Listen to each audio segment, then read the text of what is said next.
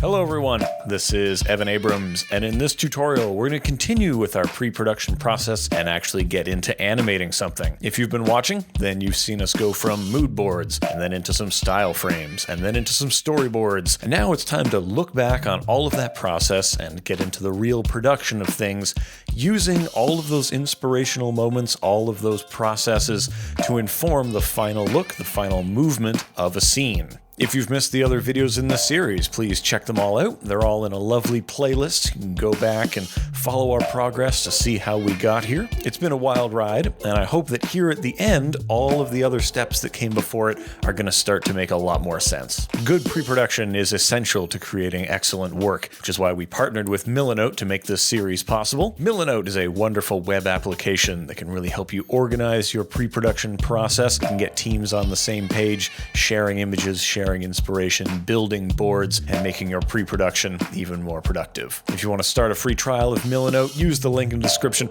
and start checking it out today. So, without further ado, let's crack open our pre-production. I'll show you where we've been, we'll find out where we're going, and then we'll actually go there.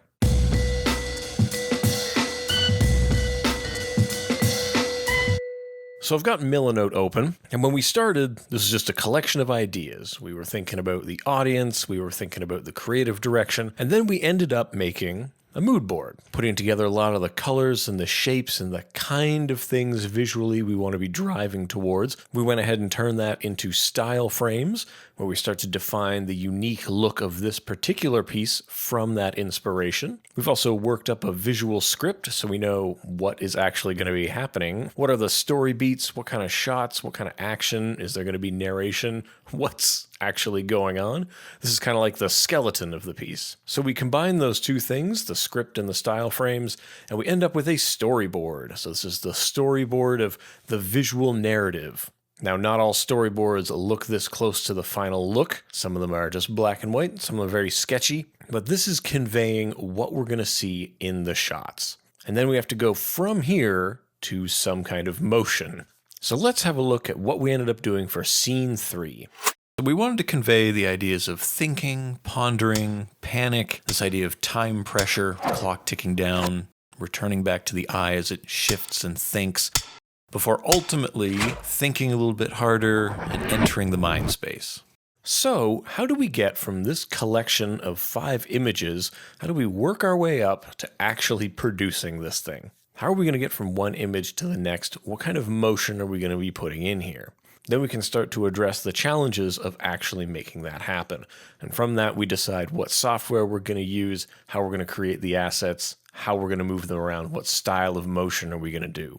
So for this project, I'm cracking open After Effects. That is the thing I work in the most. It's where I'm most comfortable playing. To get us working closer to our goal, we want to take it one step at a time. So I've just dragged in the various artboards that make up this scene. 1, 2, 3, 4, 5 of them, just dragging them all in. And now I'm just going to take those and I'm going to put them all into a new composition. And I'm going to make a single composition. I'm going to sequence the layers, overlap them a little, and each still should last about 5 seconds. And this comp, let's just call this Scene 3. It doesn't look like much right now. It looks like kind of a slideshow. But we're going to start with this, because starting with a blank canvas is not fun. So in this case, we're creating a kind of montage that's going to make use of some cuts on action. We want to be increasing tension. We know that from the script earlier. So we want to be pushing into these shots. So we can go ahead and create that general motion just by looking at these frames. And the reason we want to do that is so we can figure out how long are we going to generally be looking at this kind of framing, and then this kind of framing, and then this and this and this. How long are we actually going to be spending staring at each of these things while actions happen? And you kind of have to play it out. You have to say, looking at the piece, looking over there, looking back, wink, wink. What is actually going to be happening in here? And try to visualize, how long do we actually need to stare at this? Well, I'd say probably around 3 seconds. That feels about good to me. And then the next one here, how long do we need to be looking at this one? Well, if we're increasing tension, probably just a little bit under 3 seconds. We'd probably do that. Boop. If we're going to be increasing the speed of our shots, boop, ba-boop. And then we'd probably do the same for these, kind of shortening them up a little bit, figuring it out. And a lot of this is just down to feel. This is where a little bit of editing knowledge can help you out to really refine these kinds of beats and how long you need to be here. It can also help if you already have music in mind, throwing that down and creating kind of a loose animatic is what we're doing. Now we could spend an entire video on animatics, just saying. But in this case, we just want to get through this one scene. So let's just instill a little bit of motion in here. We know that we want to be pushing in so that these eyes are going to make a nice match cut with these dials. So I would just drag down a guide here so that I know the top of the dials. And then we're going to go around here. I'm going to just hit S, call up the scale, drop a little keyframe in there by hitting the stopwatch, pushing that back to the beginning so we know it's going to be 100% here. And then by here, it's going to be bigger. So then we can get a feel of, is this motion over time good? Well, then we cut to this and, well, it's going to have similar motions. Let me just copy and paste. So then it'll be going like this. So we see, oh yeah, maybe that's pretty good. And we can try to decide, well, is this good? Should we be accelerating? You don't need to start adding any more detail than this right now. Just figure out these broad strokes. Just like you're sketching or painting, you want to make your big decisions and then start layering on detail as you go. But once we've established kind of the motion of these things, you want to grab them and pre-compose them. Now, whether or not you're going to be grabbing these two and grouping those into a pre-comp or grabbing just this one and putting it into a pre-comp is really going to be down to what the flow is between these scenes. So if these are meant to be kind of a very fluid transition, you'd probably group these both in one composition. This is where you want to be deciding what gets grouped with what. What discrete chunks can we reasonably stick together or isolate so that they don't interfere with others and we can focus our work? So I think each of these can be separate. So I would just go ahead and pre-compose them, moving all the attributes in there, and I would name this something like 3A. And I would do that for all 5 of them. And eventually I would end up with something like this, where I've got A, B, C, D, and so on. From here, we're going to open one up and we're going to start deciding how we tackle the individual challenges in here. This scene here, which started out as that storyboard panel, I'm just going to break it apart and figure out which bits need to be discrete elements. Do I need to create anything that's not found in here? Can I just reuse stuff from that storyboard? In some cases, though, the storyboard might be a lot looser and the final style needs you to open up Cinema 4D, or it's going to require you to make special assets or unique pieces in Photoshop or Illustrator or all kinds of things. You might have to go draw things by hand. Who knows what you have to do to accomplish it? But this is where you want to start deciding what discrete components, discrete assets do I need to accomplish this scene? If I was never going to have these things blink, then I wouldn't need them to be paths that I could manipulate. So you need to really figure out what needs to be separate, how am I going to create the movement I envision for this scene. So for this one, I wanted to show that the character was thinking, and then looks over at the clock, looks back, then their eyes bug out. And then on that bugging out, the pupils are going to get small, and that's how we're going to match cut between here and then here. So these pupils get tiny, just like these little dots.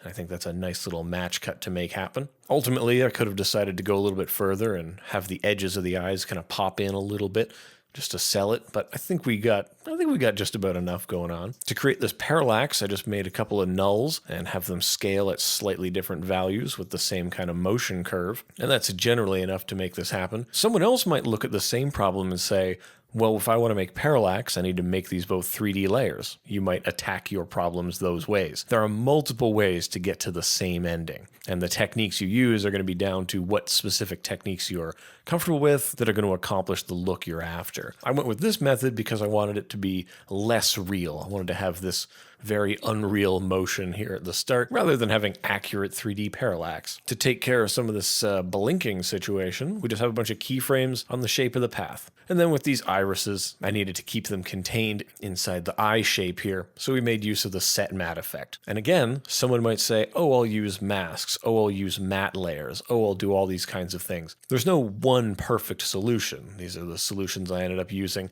based on the time and techniques and the way I explored the space and ended up here. But by constraining myself to only focus on this problem, it was a lot easier for me to come up with solutions that fit within the context of this one particular part.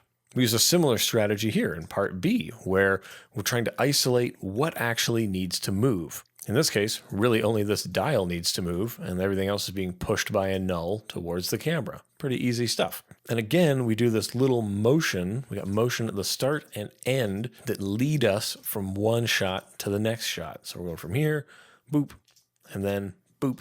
So we're getting closer, we're getting squished together, everything's getting more constrained, trying to make the audience a little bit more nervous. This little transition here I am particularly fond of, where we go from two circles mushing together to two circles mushing apart. And a lot of this squishiness and mushing together actually comes from some of our inspiration back here on our mood board. This little bit from the Cartoon Network I found very charming, the way they look at faces and kind of get abstract and weird. Well, that was something that I wanted to capture in the motion. So, referencing back to the mood board informs how we tackle these scenes. Now, a lot of this is kind of cooking show, this is one I prepared earlier, or draw some circles, now draw the rest of the owl. But whatever project you're taking on is going to have unique demands depending on the shots and the scenes. The biggest takeaway here is that you want to break it up into the discrete chunks and find out what you can reuse, what you can repurpose, what needs to be unique, what needs to be made separately. For example, someone else might look at this project and decide, well, we actually have two scenes that we intercut back and forth from. So we're going to have one with the blue background and some eyes, and we're going to have one with a black background and some clocks. They would probably only do 2 comps, and then cut between 1 to 2 to 1 to 2 to 1. Now that's a totally legitimate way to attack this same problem. For me, I wanted to make 5 discrete things, and it allowed me to just duplicate C to create E, and then just mess around and change a lot of the keyframes. So it gave me that flexibility to isolate these things and make them unique. Someone else might say, well, it's only going to be it's under 10 layers in A, B, C, and D. I mean, really, this is 50 layers on the timeline. Why don't I just leave them all out here in this one big comp? That's totally cool. You could do that as well. You might want to have elements that are actually common between these scenes, shape layers that continue over and bridge the gap between them, and that's easier to do if you organize everything in one composition. Ultimately, to solve the question of how do I animate this stuff comes down to breaking it into chunks and then figuring out what things can be combined and what things need to be separate. These are tough decisions you have to make when you're looking at your boards and analyzing what kind of challenges lay ahead of you. And 2 motion designers might look at these boards and produce completely different results based on what they have at hand. Now, hopefully that you've seen this particular scene broken into many chunks, it makes a little bit more sense how you might tackle your own projects. So there you have it. We've created one of the many scenes that will eventually bring this whole thing together. If you have any questions about this process, about pre-production in general, please let me know in the comments. Or if you have questions about this scene that we just did, let me know those as well, and I'll try to help you out. I know it's been a few complex things and we kind of cooking show it a little bit, but hopefully the process of going from pre-production into your desired application, whether it's After Effects, Cinema 4D, Toon Boom, Animate, whatever it is, that going from the pre-production to the actual making of things is a little bit more demystified for you. Thank you so much for watching. If you've enjoyed learning about this kind of thing, please subscribe to this channel. We get up new stuff here all the time. If you want to be notified, then you'll want to subscribe and turn on notifications. And of course, a big thanks to Millinote who sponsored this series. Please check out the other videos, and if you want to do like we did and make use of the Millinote suite of tools, please use the link in the description. Head on over to millinote.com and go from a messy collection of nebulous things to an organized process. Thanks again for watching, and I'll see you around the internet.